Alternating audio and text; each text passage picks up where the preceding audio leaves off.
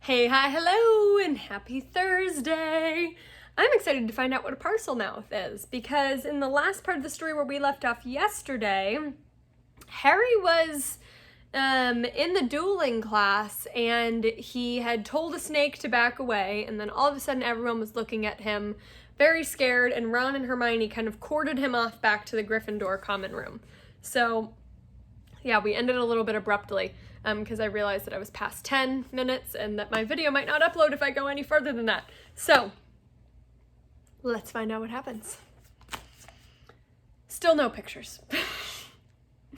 Then Ron pushed Harry into an armchair and said, "You're a parcel mouth. Why didn't you tell us?" "I'm a what?" said Harry. "A parcel mouth," said Ron. "You can talk to snakes." "I know," said Harry. "I mean, that's only the second time I've ever done it. I accidentally set a boa constrictor on my cousin Dudley at the zoo once. Long story, but it was telling me that it had never seen Brazil and that I sort of set it free without meaning to. That was before I even knew I was a wizard." "A boa constrictor told you it had never seen Brazil," Ron repeated faintly. "So?" said Harry. "I bet loads of people here can do it." "Oh, no, they can't," said Ron. "It's not a very common gift. Harry, this is bad." "What's bad?" said Harry, starting to feel quite angry. "What's wrong with everyone?" "Listen, if I hadn't told that snake not to attack Justin..." "Oh, that's what you said to it?" "What do you mean? You were there. You heard me." "I heard you speaking parcel tongue," said Ron. "Snake language. You could have been saying anything. No wonder Justin panicked. You sounded like you were egging the snake on or something. It was really creepy, you know." Harry gaped at him. "I spoke a different language? But I didn't realize... How can I speak a language without knowing I can speak it?"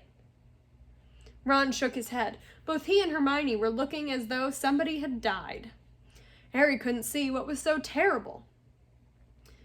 "Do you want to tell me what's wrong with stopping a dirty, great snake biting Justin's head off?" he said. "What does it matter how, as long as I did it and Justin doesn't have to join the headless hunt?" "It matters," said Hermione, speaking at last in a hushed voice, "because being able to talk to snakes was what Salazar Slytherin was famous for. That's why the symbol of Slytherin House is a serpent." Harry's mouth fell open. "Exactly," said Ron. "And now the whole school's going to think you're his great-great-great-great-grandson or something." "But I'm not," said Harry, with a panic that he couldn't quite explain. "You'll find that hard to prove," said Hermione. "He lived about 1,000 years ago, and for all we know, you could be." Harry lay awake for hours that night. Through a gap in the hanging round his four-poster, he watched snow starting to drift past the tower window and wondered, could he be a descendant of Salazar Slytherin? He didn't know anything about his father's family, after all. The Dursleys had always forbidden questions about his wizarding relatives. Also, I read recently, you guys, this is not in the book, that a new species of snake was discovered and they named it after Salazar Slytherin. I thought that was so cool. Quietly, Harry tried to say something in parcel tongue. The words wouldn't come. It seemed he had to be face to face with a snake to do it. "But I'm in Gryffindor," Harry thought. "The Sorting Hat wouldn't have put me in here if I had Slytherin blood." "Ah," said a nasty little voice in his brain. "But the Sorting Hat wanted to put you in Slytherin, don't you remember?" Harry turned over. He'd see Justin next day in herbology, and he'd explain that he'd been calling the snake off, not egging it on, which, he thought angrily, pummeling his pillow, any fool should have been able to realize. By next morning, however, the snow that had begun in the night had turned into a blizzard so thick that the last herbology lesson of the term was canceled. Professor Sprout wanted to fit socks and scarves on the mandrakes, a tricky operation, so she would entrust it to no one else, now that it was so important for the mandrakes to grow quickly and revive Mrs. Norris and Colin Creevey. Harry fretted about this next to the fire in the Gryffindor common room, while Ron and Hermione used their lesson off to play a game of wizard chess. "For heaven's sake, Harry," said Hermione, exasperated, as one of Ron's bishops wrestled her knight off of his horse and dragged him off the board. "Go and find Justin if it's so important to you." So Harry got up and left through the portrait hole, wondering where Justin might be. The castle was darker than it usually was in daytime because of the thick, swirling gray snow at every window. Shivering, Harry walked past classrooms where lessons were taking place, catching snatches of what was happening with him. Professor McGonagall was shouting at someone who, by the sound of it, had turned his friend into a badger. Resisting the urge to take a look, Harry walked on by, thinking that Justin might be using his free lesson to catch up on some work, and decided to check the library first. A group of the Hufflepuffs, who should have been in herbology, were indeed sitting at the back of the library, but they didn't seem to be working. Between the long lines of high bookshelves, Harry could see that their heads were close together, and they were having what looked like an absorbing conversation. He couldn't see whether Justin was among them. He was walking towards them when something of what they were saying met his ears, and he paused to listen, hidden in the invisibility section. "So anyway," a boy was saying, "I told Justin to hide up in our dormitory. I mean to say, if Potter has marked him down as his next victim, it's best if he keeps a low profile for a while. Of course, Justin's been waiting for something like this to happen ever since he let slip to Potter that he was Muggle-born. Justin actually told him that he'd been down for Eton. Eton? That's not the kind of thing that you bandy around with Slytherin's heir on the loose, is it?"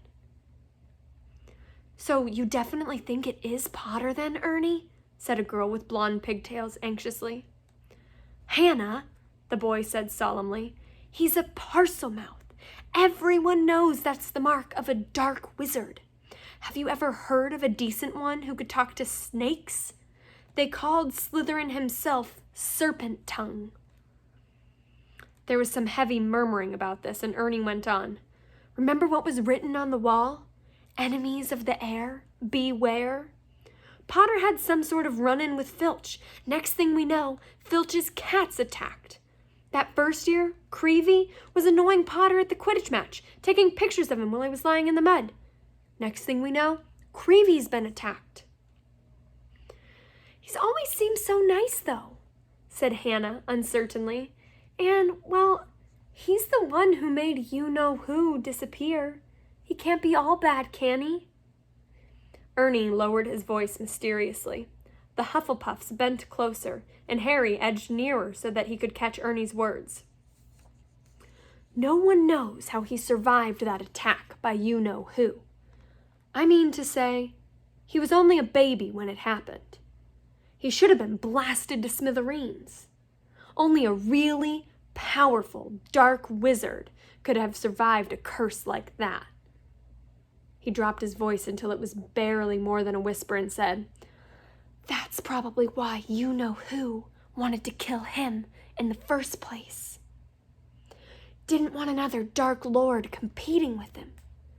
I wonder what other powers Potter's been hiding." Harry couldn't take any more. Clearing his throat loudly, he stepped out from behind the bookshelves. If he hadn't been feeling so angry, he would have found the sight that greeted him funny. Every one of the Hufflepuffs looked as though they had been petrified by the sight of him, and the color was draining out of Ernie's face. "Hello," said Harry. "I'm looking for Justin Finch-Fletchy." The Hufflepuffs' worst fears had clearly been confirmed. They all looked fearfully at Ernie. There was a picture about a page ago.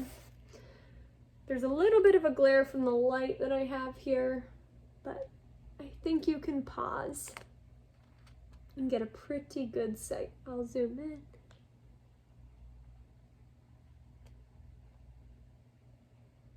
Okay. I can't tell because the book's covering my face if I got all of it, but maybe I didn't get this corner. And then I'll give you one full so you can zoom in. Okay. We are actually past 10 minutes again, so we'll have to find out what happens and what Ernie replies tomorrow on Friday. Have a great night, y'all, or day.